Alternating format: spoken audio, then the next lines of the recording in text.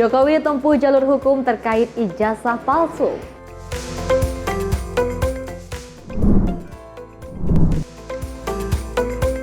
DPR soroti maraknya PHK pekerja.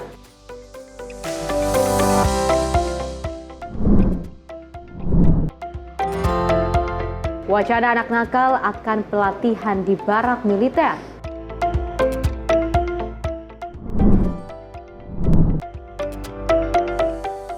Pelaku pembakaran balita berhasil ditangkap.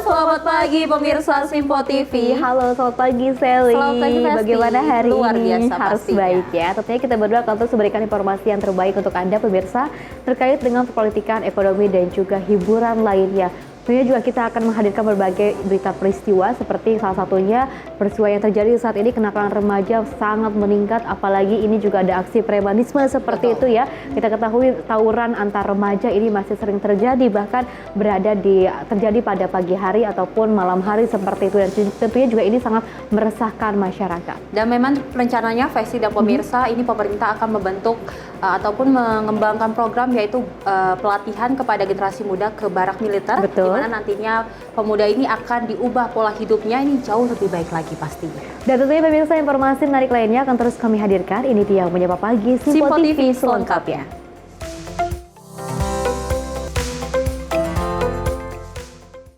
Pemirsa, kita awali dengan berita utama di mana pimpinan DPR Dasko menerima kunjungan silaturahmi dengan Federasi Serikat Pekerja atau Serikat Buruh di Kompleks Parlemen Senayan Jakarta pada Rabu pagi. Dan Dasko mengatakan bahwa pihaknya siap menjembatani aspirasi dari para pekerja buruh ke pemerintah.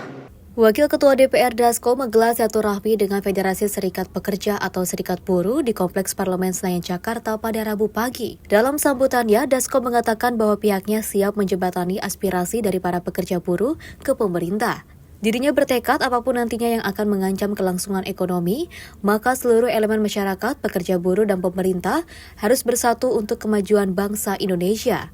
Jadi sedikit dari saya bahwa apa yang kemudian ke depan teman-teman pekerja akan aspirasikan, kami di DPR akan menjadi jembatan, dan tadi sudah disampaikan bahwa pemerintah akan sangat-sangat terbuka menerima aspirasi daripada teman-teman pekerja, dan kita harus sama-sama bertekad bahwa apapun yang mengancam kelangsungan ekonomi, kelangsungan kehidupan negara kita, buruh, pekerja, pemerintah harus bersama-sama bersatu untuk menghadapi supaya Indonesia menjadi terang.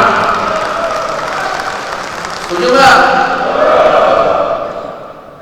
Jadi kita sedih kalau dibilang Indonesia gelap, padahal Indonesia itu masa depannya sangat terang dengan kekayaan yang ada, dengan SDM kita yang sebenarnya mumpuni.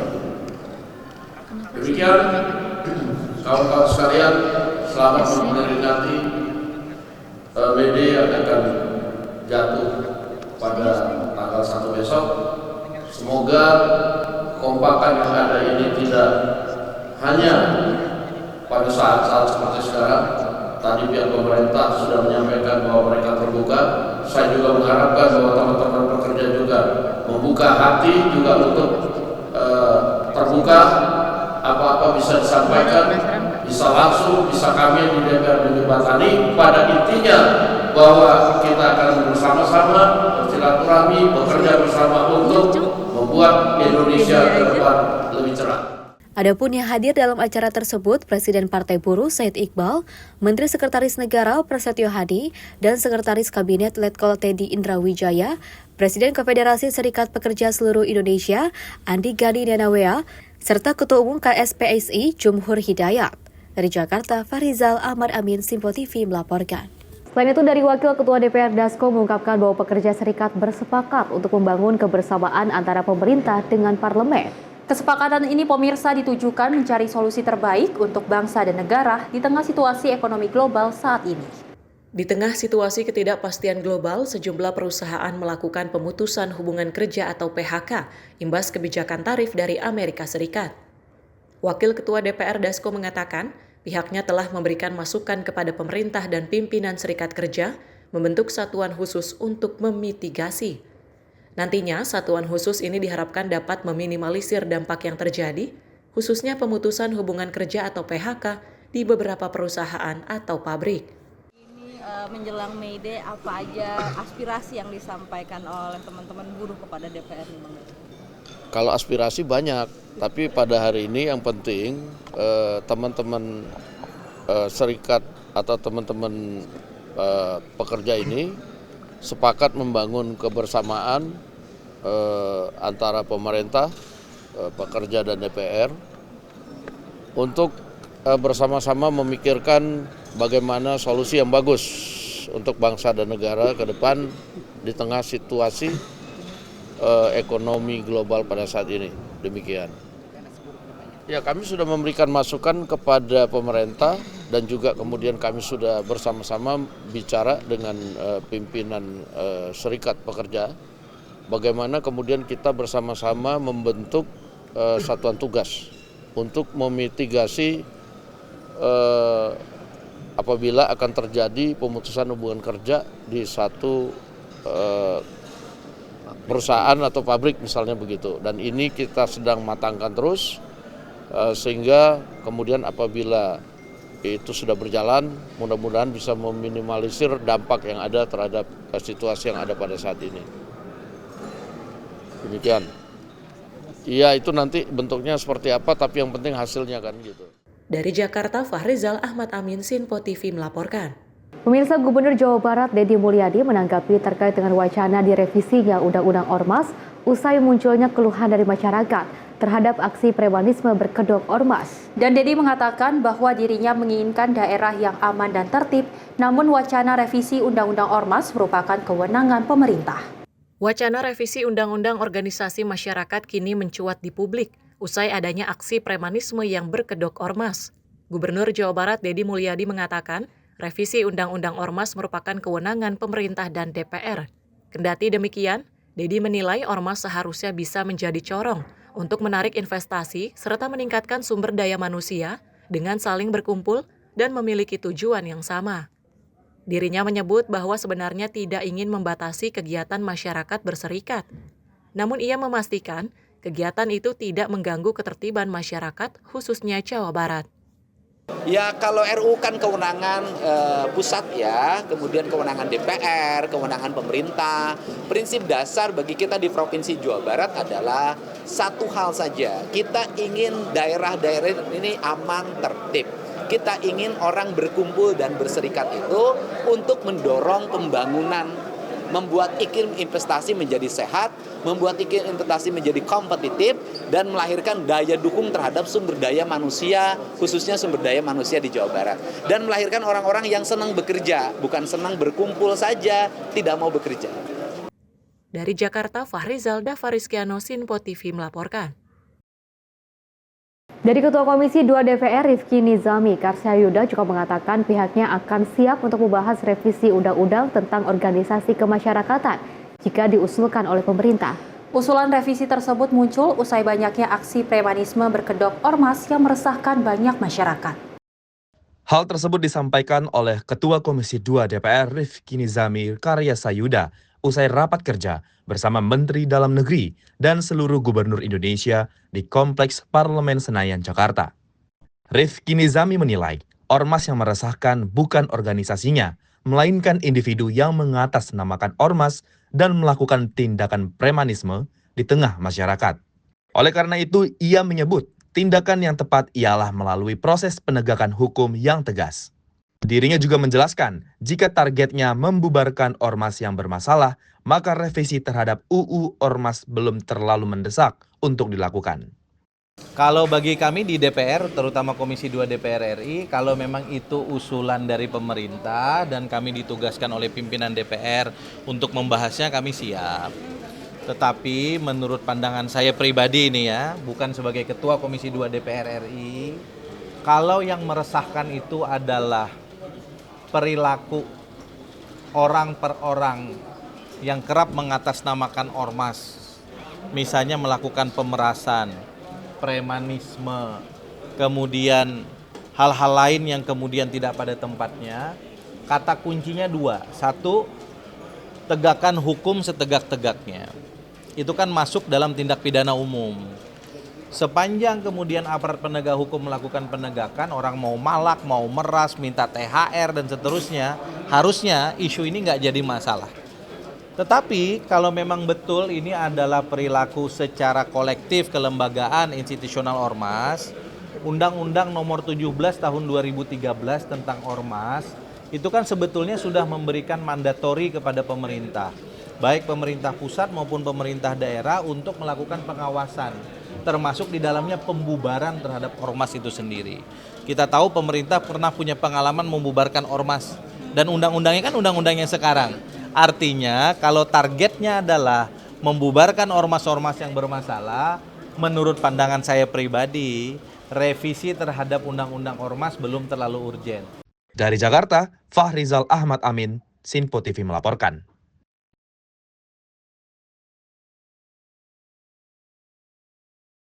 Sri dan juga pemirsa, kita ketahui bahwa banyak sekali aksi premanisme yang juga ini berkedok atas organisasi kemasyarakatan atau yang kita bisa sebut yaitu ormas.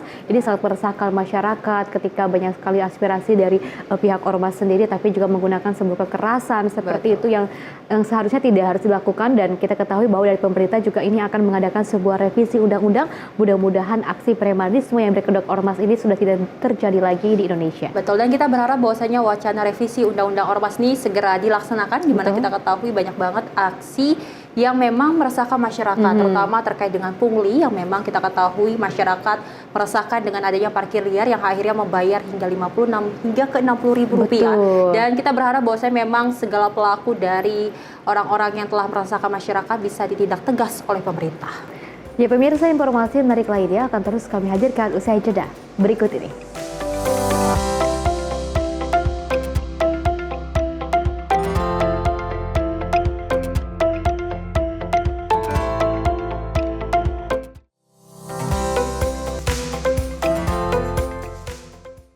Halo, selamat pagi pemirsa Sinpo TV. Selamat pagi Andi. Selamat pagi, Fes. Beragam informasi terbaru hadir menemani Anda sebelum memulai hari.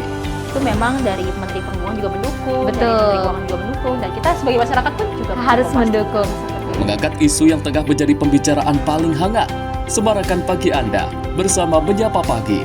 Setiap Senin hingga Jumat pukul 6 pagi. Hanya di Sinpo TV. Kami hadir dengan rangkaian informasi dari berbagai penjuru dunia. Topik dan isu yang tengah menjadi sorotan mancanegara dikemas dengan lengkap untuk Anda.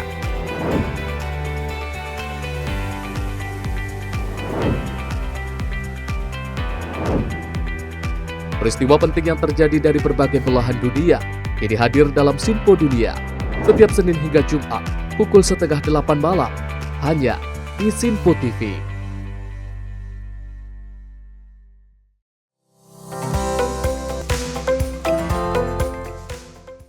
Terima kasih pemirsa, Anda masih menyaksikan Menyapa Pagi Sinpo TV, dan kita lanjutkan informasinya. Di mana Presiden ke-7 Republik Indonesia Joko Widodo pada Rabu pagi mendatangi gedung Polda Metro Jaya. Tentunya pemirsa, kedatangannya untuk melaporkan langsung kasus tudingan ijazah palsu yang menyeret namanya ke ruang publik. Joko Widodo tiba di Polda Metro Jaya pada Rabu pagi dengan mengenakan batik coklat dan dikawal ketat Pas Pampres. Jokowi langsung masuk ke gedung Sentra Pelayanan Kepolisian Terpadu (SPKT). Dalam kedatangannya, Jokowi didampingi oleh tim kuasa hukum yang akan menangani proses laporan ini. Laporan dilayangkan terkait tudingan ijazah palsu yang belakangan ramai di media sosial dan dianggap merusak nama baik serta kehormatan Presiden. Kasus ini dinilai sebagai bentuk penyebaran informasi bohong atau hoax yang berdampak luas pada masyarakat. Pihak istana menegaskan langkah ini sebagai komitmen Presiden untuk menegakkan supremasi hukum. Presiden Joko Widodo menjadi kepala negara pertama yang melakukan laporan sendiri ke kepolisian. Langkah ini sekaligus menegaskan bahwa siapapun yang menyebarkan fitnah akan berhadapan dengan proses hukum. Dari Jakarta, kontributor Sinpo TV melaporkan. Lalu pemirsa, Presiden ke-7 Joko Widodo juga resmi melaporkan sejumlah nama atas tudingan ijazah palsu yang dimilikinya ke Polda Metro Jaya. Dalam pernyataannya, pemirsa, Jokowi menilai perlu melaporkan tudingan ijazah palsu ke Polda Metro Jaya agar semua jelas dan juga gamblang. Presiden ke-7 Joko Widodo menyebut tudingan ijazah palsu merupakan masalah ringan, namun perlu dibawa ke ranah hukum agar semuanya jelas dan gamblang. Hal itu disampaikan Jokowi usai melaporkan sejumlah nama ke Polda Metro Jaya pada Rabu pagi 30 April 2025. Langkah hukum ini dipilih Jokowi untuk meluruskan informasi yang dianggap merugikan dan menyesatkan publik. Menurutnya, meskipun isu tersebut terkesan ringan, namun perlu dibawa ke ranah hukum agar semuanya jelas dan tidak menimbulkan spekulasi berkelanjutan. Lebih lanjut, Jokowi menilai langkah hukum adalah jalan terbaik untuk menjadi penyelesaian yang tegas, terbuka, dan dapat dipertanggungjawabkan. Gimana Pak, tadi laporannya isinya apa saja? Ya, ini sebetulnya masalah ringan. Ya, keputusan Dewan Ijazah Palsu. Tetapi memang perlu dibawa ke ranah hukum agar semuanya jelas dan gamblang. Ya, itu aja dari saya. Terlapornya siapa aja, Pak? Terlapornya Nanti ditanyakan pada tim kuasa hukum detailnya. Ya. Pak, ini kan sebenarnya isunya udah lama, tapi kenapa akhirnya memutuskan Pak Jokowi untuk melapor lewat hukum? Melaporkan, Pak. Ya, dulu kan masih menjabat. Saya pikir sudah selesai. Ternyata masih larut-larut sehingga ya dibawa ke ranah hukum akan baik sehingga sekali lagi nanti menjadi jelas dan gamblang. Dari Jakarta, tim Sinpo TV melaporkan. Presiden ke-7 Joko Widodo mempersilahkan penyidik Polda Metro Jaya untuk memeriksa ijazahnya melalui digital forensik. Langkah ini diambil untuk membuktikan keaslian dokumen dan juga mengakhiri spekulasi yang berlarut-larut. Pak Jokowi, Pak, ngapain Pak? BAP kan Pak? BAP atau gimana? Di dalam? Ya, ditanya banyak. Ditanya berapa pertanyaan. Pak, berarti ada mengizinkan penyidik. Oh, berarti langsung BAP ya, Pak? Pak, mengizinkan penyidik untuk melakukan digital forensik, Pak, terhadap ijazah Bapak, Pak. Digital forensik mengizinkan Pak? Kalau diperlukan, silakan. Yang jelas sudah kita bahas terang. Setelah ini masih di Jakarta atau langsung pulang ke Solo, Pak? Langsung pulang ke Solo apa masih pulang atau? Sekarang masih di sana. Informasi lainnya, pemirsa, Gubernur Jakarta Pramono Anung mewajibkan seluruh aparatur sipil negara untuk menggunakan transportasi umum setiap hari Rabu sesuai dengan instruksi Gubernur atau Ingup nomor 6 tahun 2025. Di lingkungan Wali Kota Jakarta Barat, para ASN menggunakan transportasi umum untuk bekerja. Dalam rangka menjalankan instruksi Gubernur DKI Jakarta nomor 6 tahun 2025 yang mewajibkan ASN menggunakan transportasi umum setiap hari Rabu pagi, Wali Kota Jakarta Selatan Mujirin menunjukkan teladan dengan berjalan kaki dari rumah dinas menuju halte Transjakarta. Didampingi sejumlah ASN, Mujirin naik bus Transjakarta menuju kantor Wali Kota Jakarta Selatan. Menurutnya, kebiasaan ini akan membantu mengurai kemacetan, mengurangi polusi, dan menjaga kesehatan. Ia juga mengimbau agar seluruh ASN di lingkungan Pemkot Jakarta Selatan untuk mematuhi instruksi ini dan membangun kebiasaan bertransportasi ramah lingkungan. Hari ini pertama kita menjalankan instruksi Gubernur nomor 6 tahun 2025 bagi ASN dan non-ASN Pemda DKI Jakarta untuk menggunakan fasilitas kendaraan umum berbasis massal. Dan alhamdulillah tadi saya mengawali dari rumah dinas jalan kaki sampai halte Tirtayasa, kemudian naik busway menuju ke Blok M, harusnya bisa langsung, tapi tadi karena pertama salah, naiknya ke Kejaksaan, jadi 3 kali, harusnya 2 kali, 3 kali. Jadi kurang lebih tempuh setengah jam, kurang lah sampai kantor Wali Kota. Dan alhamdulillah pengalaman mungkin bagi saya maupun bagi yang pegawai lainnya tadi penuh di ini, pegawai Pemda semuanya rata-rata. Tak hanya wali kota, para ASN lain juga terlihat menggunakan transportasi umum untuk berangkat ke kantor sebagai bentuk komitmen mendukung kebijakan pengurangan emisi dan kemacetan di ibu kota. Saya dari rumah nggak bisa sekali, jadi 2 kali. Yang pertama naik 17, kemudian ke Ragunan naik Transjakarta sampai di sini. Akhirnya sampai kantor Pak ya? Sampai kantor juga. Ini himbauan gubernur seperti apa Pak untuk menjalankan ASN ini Pak sebagai ASN? Ini program pemerintah bagus. Yang pertama mengurangi polusi udara. Yang kedua memang Transjakarta itu kan program pemerintah juga. Kita naik angkutan itu lebih bagus gitu ya. Artinya kemacetan juga positif sekali. Sekarang Mas bisa lihat kan kenapa kemacetan juga akan terurai juga, jadi aman. Mudah-mudahan ini berlanjut. Seperti diketahui, dalam instruksi gubernur tersebut juga diatur pengecualian bagi ASN yang sedang sakit, wanita hamil, penyandang disabilitas, dan petugas lapangan yang memerlukan mobilitas tertentu. Kebijakan ini diharapkan dapat menjadi langkah nyata untuk mendorong kebiasaan bertransportasi umum di kalangan ASN, serta menjadi contoh bagi masyarakat untuk ikut membangun kota yang lebih ramah lingkungan. Dari Jakarta, kontributor Sinpo TV melaporkan. Ya, Sel dan juga pemirsa, langkah yang dilakukan ataupun yang dicanangkan oleh Gubernur DKI Jakarta yaitu Pramono Anung, di mana di setiap hari Rabu kemarin ini diwajibkan kepada seluruh ASN untuk menggunakan kendaraan umum ataupun transportasi umum ya. Karena kita ketahui transportasi umum di Jakarta sendiri ini sudah melakukan pelayanan yang sangat luar biasa, sudah diperbaiki. Fasilitas-fasilitas juga ini mudah-mudahan bisa terus menunjang kapasitas masyarakat Jakarta untuk bekerja dan juga untuk menuju tempat kerjanya seperti itu. Dan kita ketahui dan juga saya dan juga pemirsa, memang langkah ini adalah langkah yang sangat baik ya untuk kedepannya, karena untuk kita bisa merasakan bagaimana kepadatannya, lika-likunya menggunakan transportasi umum. Dan memang tak hanya untuk menggunakan atau menikmati fasilitas yang ada di Jakarta, namun juga langkah ini dilakukan oleh Gubernur Jakarta Pramono Anung untuk menghindari ataupun mengurangi kemacetan yang ada di Jakarta. Jadi memang kita berharap bahwasanya para ASN terus semangat pada hari Rabu untuk menggunakan transportasi umum, di mana memang kita ketahui transportasi umum di Jakarta sudah jauh lebih baik. Ya pemirsa, informasi menarik lainnya akan terus kami hadirkan usai jeda berikut ini.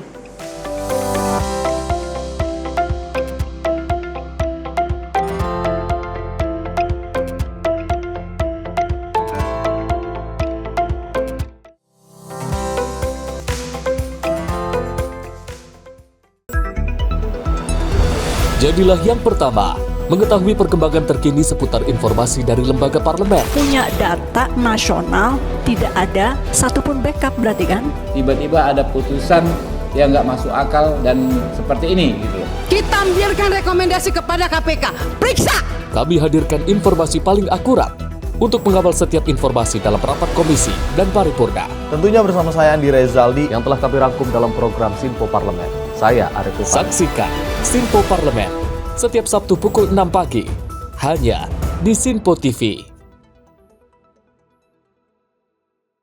Halo pemirsa, kami kembali hadir dengan sejumlah informasi yang kami himpun dari berbagai penjuru dunia. Rangkaian informasi yang membuat akhir pekan Anda begitu bermakna. Sebuah kelompok di Afrika Selatan memberikan layanan pertunjukan film dengan tenaga surya. Berita yang menjadi sorotan media dari dalam dan luar negeri kami hadirkan untuk menemani pekan Anda dalam Sinpo Dunia Sepekan, Sabtu dan Minggu pukul 9 pagi, hanya di Sinpo TV.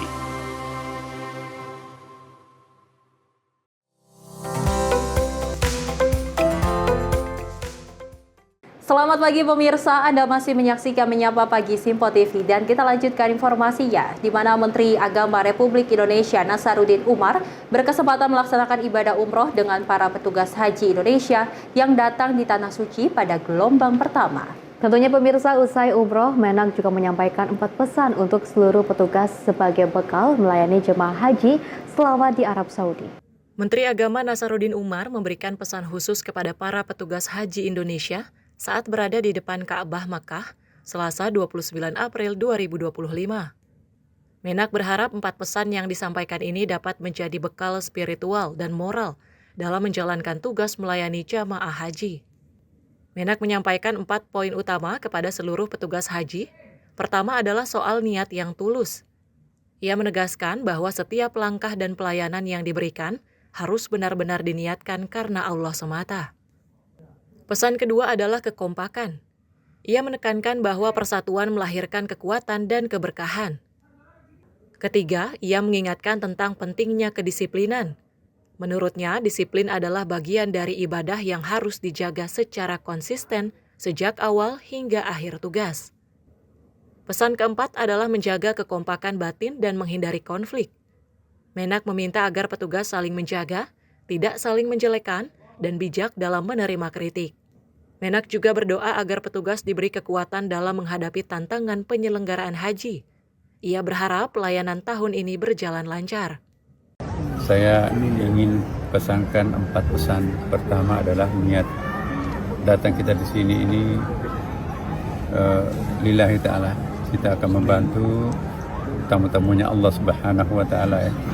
Semakin bagus kita memberikan pelayanan kepada tamu Allah, insya Allah Tuhan juga akan memberikan apresiasi terhadap kita ya. Maka itu kita perbaiki niatnya.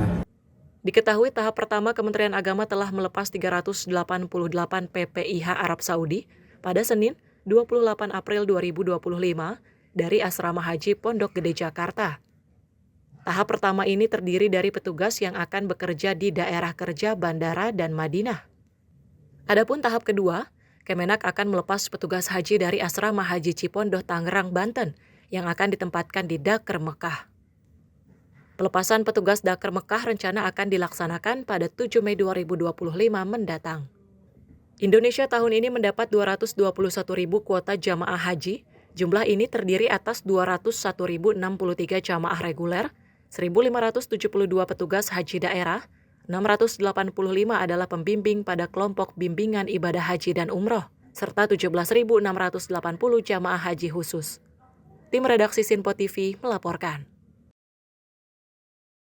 Pemirsa, kantor Kementerian Agama Kota Tangerang, Banten juga memberangkatkan sebanyak 21 jemaah calon haji cadangan dan juga bergabung dengan jemaah calon haji reguler pada musim ibadah haji tahun 2025. Sementara itu pemirsa, sebanyak 30 jemaah calon haji reguler gagal berangkat. Ini karena belum melakukan pelunasan biaya perjalanan ibadah haji dan juga belum berikan pemberitahuan.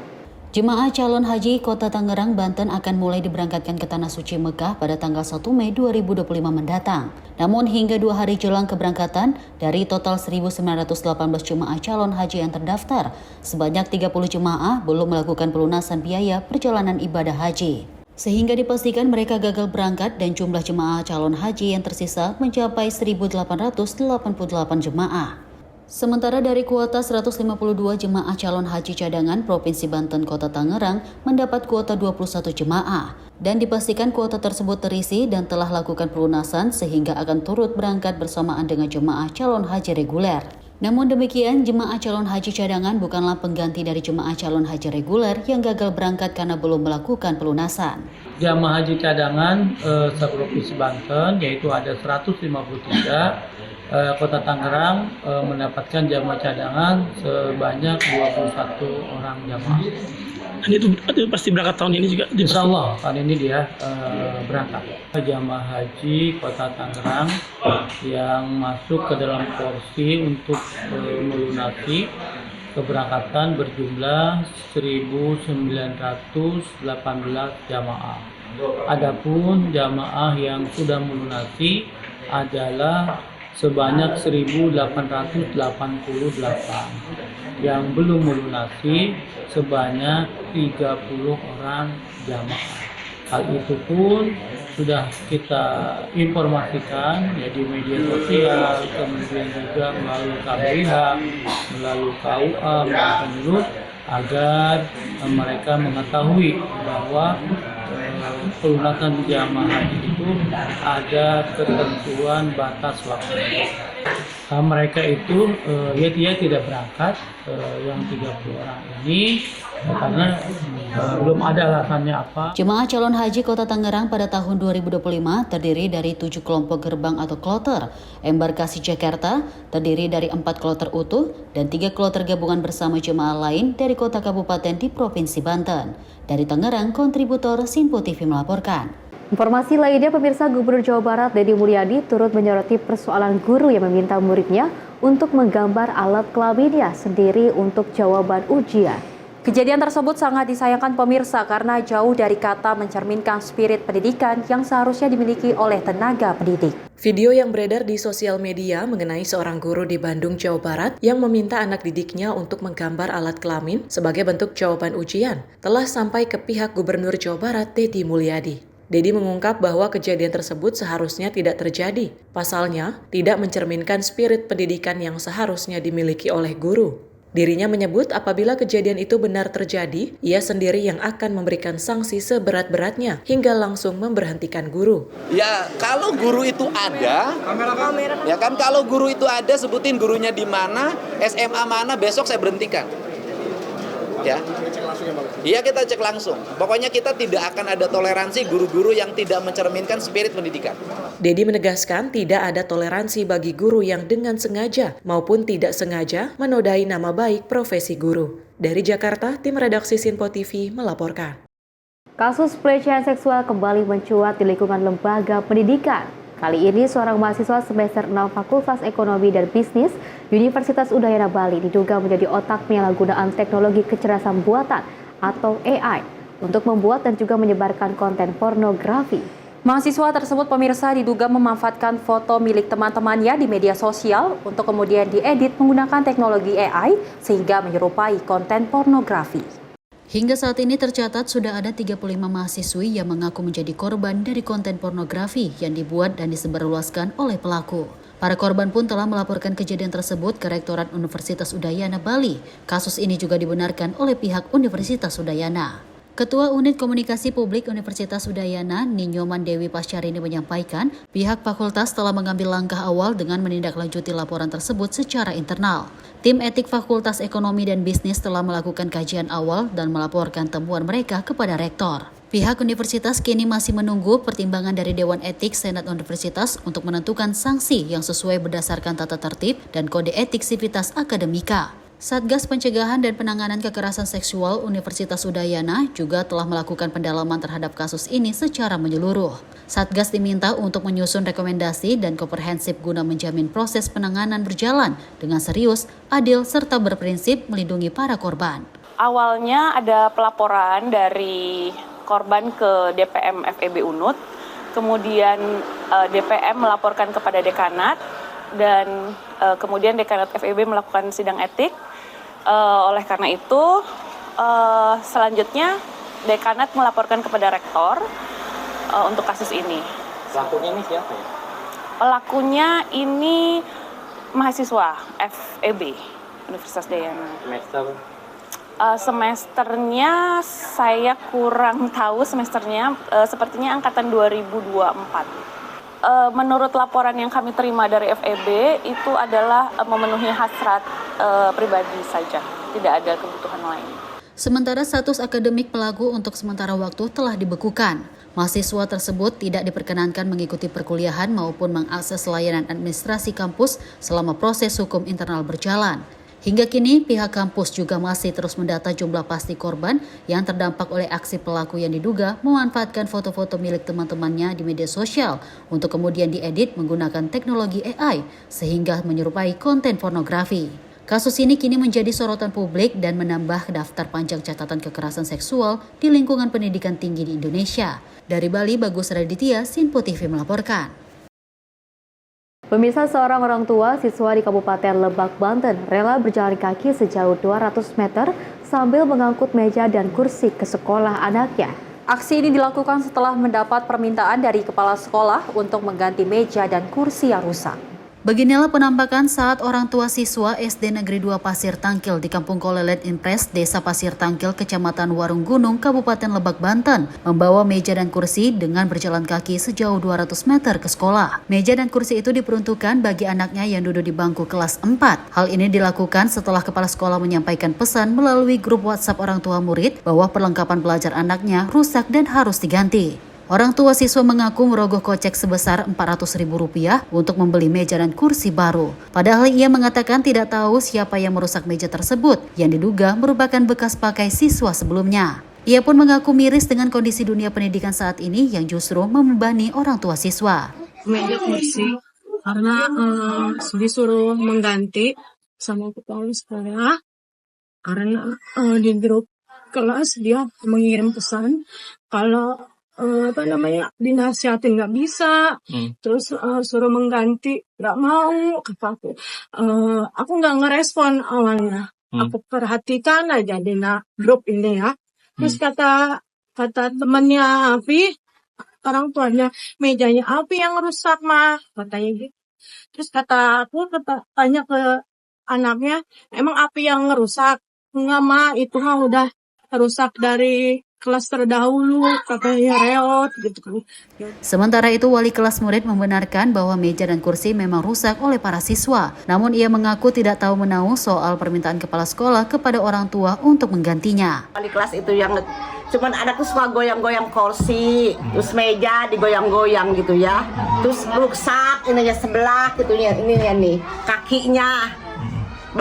Baru ketahuan, kenapa itu kursi meja itu pada rusak anak-anak, karena kalian digoyang-goyang ya, iya Bu, kan suka dipukul-pukul gitu. Dari anak itunya yang suka ngerusaknya, bukan wali kelas. Saya cuma melihatkan aja, suka dikasih nasihat, harus dipelihara, ya, jangan dirusak kalian itu. Peristiwa ini mengundang tanda tanya besar terkait tanggung jawab sekolah dalam menyediakan sarana dan prasarana belajar mengajar yang layak bagi para siswa. Dari Serang, Banten, Firman Arif, Sinpo TV melaporkan. Selain itu, Gubernur Jawa Barat Deddy Mulyadi angkat bicara soal kebijakan baru untuk anak-anak nakal yang akan dimasukkan ke pendidikan barak militer. Deddy mengatakan pemirsa kebijakan itu sebagai bentuk upaya agar anak-anak nakal tersebut dapat menjadi disiplin. Gubernur Jawa Barat Deddy Mulyadi menjelaskan bagaimana pelatihan barak militer untuk anak-anak nakal yang akan mulai dilaksanakan pada 2 Mei mendatang. Pelatihan barak militer bukan latihan perang, melainkan pelatihan untuk mengubah pola hidup menjadi lebih baik, seperti bangun lebih awal dan melakukan kegiatan produktif di pagi hari, serta latihan baris berbaris hingga berpuasa Senin Kamis. Bagaimana cara membinanya? Ya mereka belajar sebagaimana biasa, tapi pola hidup yang dirubah. 1, misalnya jam tidurnya harus jam 8, itu kan susah tuh. Kalau di rumah nggak bisa. 2, bangunnya harus jam 4 pagi. 3, begitu bangun harus mandi. Setelah mandi mereka membereskan ruang tidur mereka. Setelah itu mereka membersihkan lingkungan halamannya. Setelah itu mereka harus sarapan pagi. Setelah itu mereka pergi ke sekolah. Sore harinya nanti mereka belajar berolahraga, bersepak bola, main voli, latihan baris berbaris, push up, sit up. Yang itu saya lakukan dulu ketika SMA. Pembinaan barak militer juga diharapkan dapat membangun kesehatan jiwa dan raga mereka. Dari Jakarta, Konita Putri, Dava Rizkiano, Sinpo TV melaporkan. Selain itu, pemirsa, pimpinan DPR Dasko juga menanggapi rencana Gubernur Jawa Barat Deddy Mulyadi yang akan mengirim siswa bermasalah ke barak militer. Dan Dasko mengatakan rencana tersebut perlu dikaji terlebih dahulu sebelum nantinya akan diterapkan. Gubernur Jawa Barat Deddy Mulyadi berencana akan membuat kebijakan baru yakni mengirim siswa yang bermasalah ke barak militer. Pendidikan di barak militer ini nantinya akan berlangsung pada tanggal 2 Mei mendatang. Merespon hal tersebut, Wakil Ketua DPR Dasko mengaku bahwa ia belum mengetahui pasti rencana yang akan diterapkan oleh Deddy Mulyadi. Kendati demikian, Dasko mengatakan bahwa rencana itu harus dikaji terlebih dahulu sebelum dilaksanakan. Ya kalau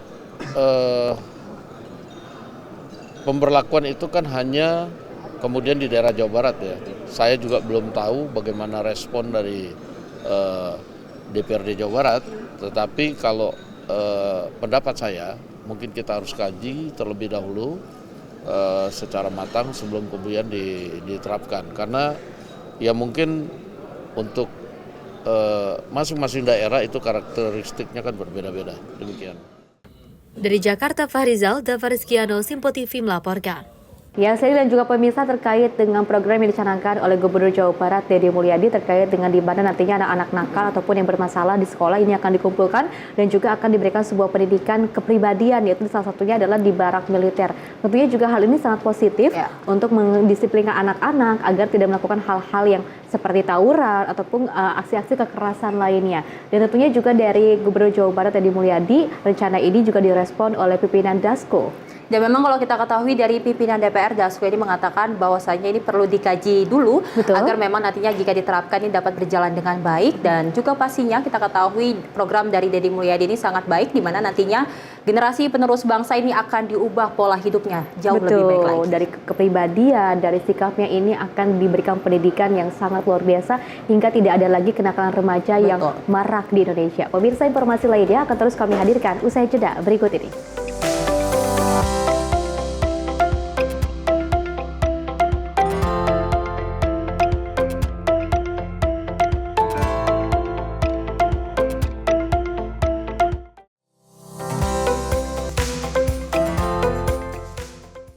Pemirsa Simpo TV kembali hadir menemani Anda dengan berbagai informasi yang telah kami rangkum dalam sepekan. Sajian lengkap informasi sepekan kami hadirkan untuk Anda. Badan Legislasi DPR menemui masa unjuk rasa di depan gedung DPR RI Senayan, Jakarta. Menemani akhir pekan Anda bersama keluarga dengan rangkuman berita menyeluruh dalam Simpo Sepekan setiap minggu pukul 6 pagi hanya di Simpo TV. Halo, selamat malam pemirsa. Senang sekali rasanya kami mengisi ruang informasi Anda. Akhiri aktivitas Anda dengan rangkuman perkembangan peristiwa yang terjadi sepanjang hari. Sebelumnya kita saksikan ada sekitar 3.000 tamu undangan, sementara di Ibu Kota Nusantara ini ada sekitar 2.000 tamu undangan. Rangkaian informasi nasional dan mancanegara dirangkum sebagai penutup hari dalam Menyapa Malam. Setiap Senin hingga Jumat pukul 8 malam, hanya di Simpo TV.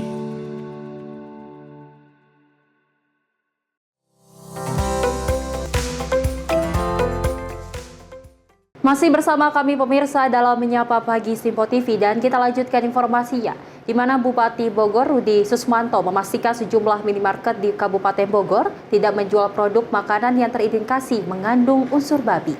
Menyusul edaran resmi dari Badan Penyelenggara Jaminan Produk Halal, pemerintah Kabupaten Bogor akan menindak tegas sejumlah minimarket dengan nekat menjual produk makanan yang mengandung babi. Bupati Bogor Rudi Susmanto dengan didampingi Kepala Dinas Perdagangan dan Perindustrian Kabupaten Bogor melakukan inspeksi mendadak atau sidak kedua pusat perbelanjaan besar yang ada di wilayah Kecamatan Cibinong, Kabupaten Bogor. Dalam sidak ke sejumlah tempat perbelanjaan besar di wilayah Kabupaten Bogor ini, untuk memastikan tidak adanya peredaran produk makanan yang terindikasi mengandung unsur babi, menyusul edaran resmi dari BPJPH Republik Indonesia. Dari hasil pengecekan yang dilakukan oleh pemerintah Kabupaten Bogor ini, tidak ditemukan produk-produk yang mengandung unsur babi. Namun Bupati Bogor secara tegas mengatakan akan mengerahkan jajarannya dari tingkat kecamatan untuk selalu mengecek minimarket dan pusat perbelanjaan besar yang ada di setiap wilayah. Bila ada yang menjual produk makanan mengandung babi, pihaknya tak segan memberikan sanksi kepada pengelola minimarket dengan melakukan evakuasi izin yang sudah dikeluarkan. Kegiatan hari ini kita pemerintah Kabupaten Bogor bersama Dinas Perindustrian dan Perdagangan Kabupaten Bogor didampingi Pak Kadis dan seluruh jajaran kita menindaklanjuti terkait edaran Kepala Badan Penyelenggaraan Jaminan Produk Halal Republik Indonesia, di mana ada 9 produk yang terindikasi mengandung unsur babi. Nah, maka kita pemerintah Kabupaten Bogor sejak adanya edaran tersebut, Dinas Perindustrian Perdagangan sudah memberikan himbauan-himbauan kepada pelaku toko-toko modern, pertokoan distributor yang ada di Kabupaten Bogor. Nah, tapi setelah 1 minggu kami mencoba mengevaluasi, kami melihat ke lapangan. Sebenarnya kemarin kita pun beberapa perwakilan dari Dinas Perindustrian Perdagangan sudah turun melihat ke beberapa tempat masih dijual, masih diedarkan atau tidak. Dan kita hari ini lokasi kedua tadi ke Lotemat tidak sudah menindaklanjuti terkait edaran tersebut, tidak ada produk-produk yang diindikasi mengandung babi yang dijual di Lotemat. Lalu yang kedua di Indogrosir, kemarin kita mendapatkan informasi masih ada produk yang dijual. Jadi pada saat hari ini kita datang, alhamdulillah produk-produk tersebut sudah tidak ada di etalase-etalase dan sudah ditarik sesuai dengan arahan dari pemerintah pusat. Inspeksi mendadak ini akan terus dilakukan jajaran pemerintah Kabupaten Bogor dan akan menerjunkan unsur-unsur terkait. Selain itu, pengawasan pun akan difokuskan kepada sejumlah toko-toko yang berada di sejumlah sekolah guna memastikan keamanan bagi masyarakat, terutama anak-anak, dalam mengkonsumsi sejumlah makanan yang beredar. Dari Kabupaten Bogor, kontributor Simpo TV melaporkan. Pemirsa, seorang wanita warga Dukuh bakalan dibacok oleh seorang pria yakni tetangganya pada Selasa 29 April 2025 pada pukul 9:30 waktu Indonesia Barat.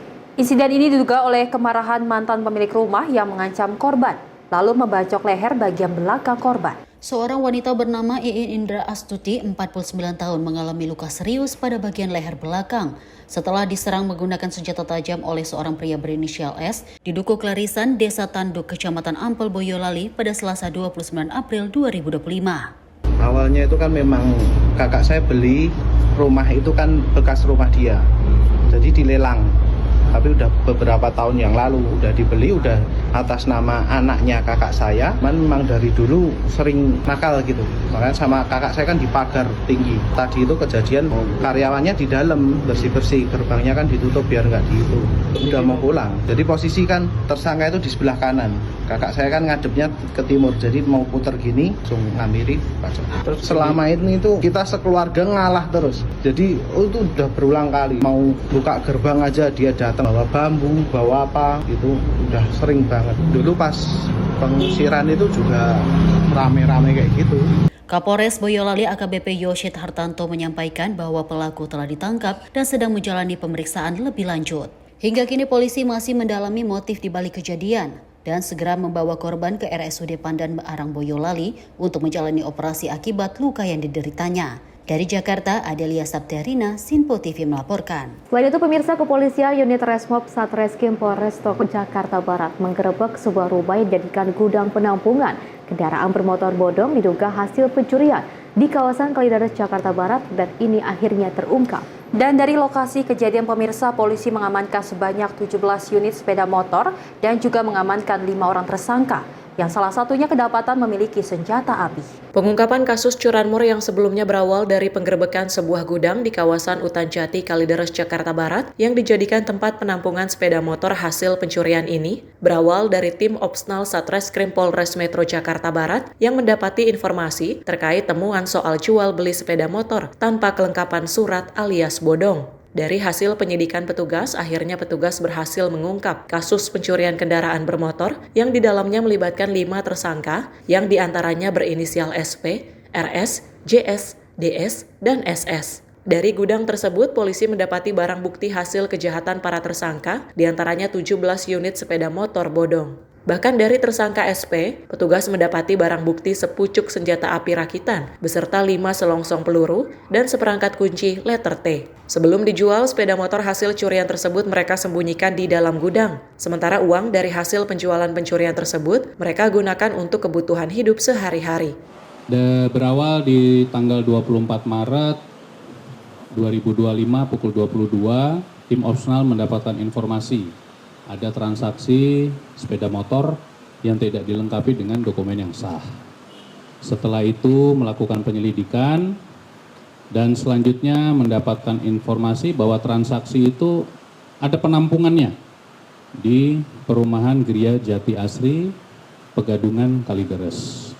Kemudian tim mendatangi lokasi dan mengamankan 4 orang yang diduga pelaku pencurian dengan pemberatan sepeda motor. Guna mempertanggungjawabkan perbuatannya, para tersangka dijebloskan ke jeruji besi penjara dengan jeratan pasal berlapis pasal 363 KUHP dan Undang-Undang Darurat Nomor 12 Tahun 1951 dengan ancaman pidana 7 tahun penjara. Sementara setelah kasus tersebut dirilis, sepeda motor tersebut kemudian dikembalikan kepada pemiliknya. Dari Jakarta, kontributor Sinpo TV melaporkan. Informasi lainnya, pemirsa, Subdit Jatanras Polda Metro Jaya berhasil menangkap pelaku pembakaran bayi 4 tahun di Tangerang, Banten. Pelaku yang bernama Heri Budiman ditangkap saat tengah bersembunyi di Masjid Raya Al-Hidayah, Dedol, Taraju, Kabupaten Tasikmalaya, Jawa Barat. Sempat buron selama 2 hari, Heri Budiman, pelaku pembakaran bayi di sebuah kontrakan di Desa Tanjung Burung, Kecamatan Kosambi, Kota Tangerang, akhirnya ditangkap. Polisi Subdit Jatanras Polda Metro Jaya menangkap pelaku di sebuah masjid di kawasan Dedol, Taraju, Kabupaten Tasikmalaya, Jawa Barat. Pelaku yang bekerja sebagai satpam di Bandara Internasional Soekarno-Hatta ditangkap tanpa perlawanan. Pelaku diketahui juga merupakan kekasih dari ibu korban yang telah menjalin hubungan selama 2 bulan. Di sekitar sebuah masjid di Kecamatan Taraju, Kabupaten Tasikmalaya, Jawa Barat, telah diamankan saudara HB. Saudara HB ini usianya 38 tahun.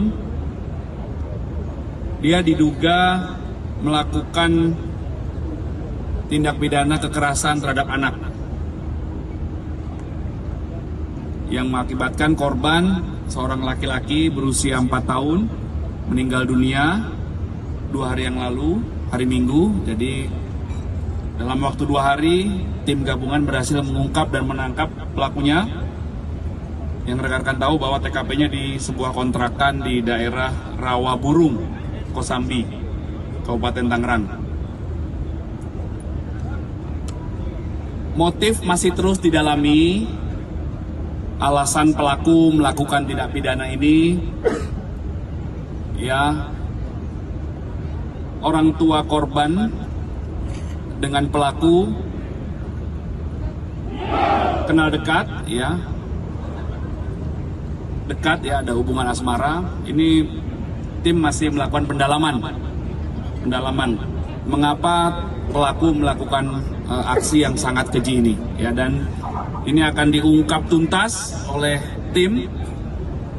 Jadi mohon waktu, update-nya nanti akan kami sampaikan lagi, rekan-rekan, ya. Saat ini polisi telah membawa pelaku ke Mapolda Metro Jaya untuk dilakukan pemeriksaan. Dari Jakarta, tim Sinpo TV melaporkan.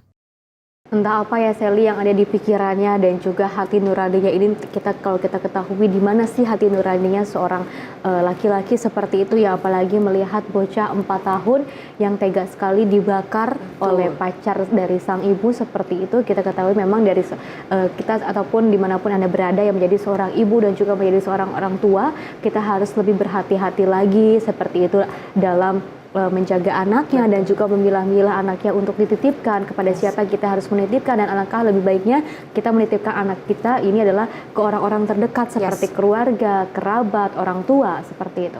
Dan kita berharap bahwasanya pelaku ini segera ditindaklanjuti oleh polisi. Betul. Agar memang segera tertangkap dan dijeratkan dengan hukuman yang memang setimpal, di mana memang kita ketahui, kita berharap agar kasus seperti ini tidak terjadi lagi di Indonesia, Festi. Ya pemirsa, informasi tadi sekaligus mengakhiri jumpa kita. Saya Festi Rahmadi dan saya Sally Sregar. Terima kasih dan sampai jumpa.